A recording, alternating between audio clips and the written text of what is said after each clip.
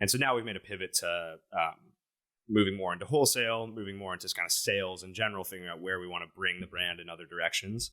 And that's really exciting. It gets me out of making coffee all the time and makes me, exercises new muscles, makes me develop, which is really good personally. But it brings up, probably my deepest insecurity with this, which is that I'm super young and I don't have much experience in the industry, and I also don't have experience as an entrepreneur. And so, and I think also those two things, I filter them through this perspective of being young because I am young, but those two things can also be the case if you're 38 years old or if you're 28 or if you're 48. Like the newness to me is, it's defined by my age, but actually I don't think that's the only reason I feel these feelings. In general, it's kind of a feeling of being either out of place or a bit of like an imposter complex. Like, why do I deserve to be here? What, which I think a lot of people can identify with, especially entrepreneurs. And so, so it's a really pertinent question. And I think, I'll kind of dive into the insecurity first, and then we can work through the ways of getting over it.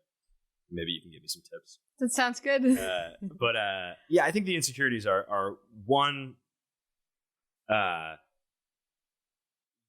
being young. I think like you can always be sort of beyond your years, and you always hear people talk about like, oh, that person is mature and whatever. And I do think I'm mature. I think I've been lucky to have like a lot of different experiences in my life. I think that, I've been able to interact with a lot of people, learn from people. I have great relationships with mentors, and that's been a real benefit. So I think that I do think, let's like, to use a colloquialism, I'm beyond my years in some ways.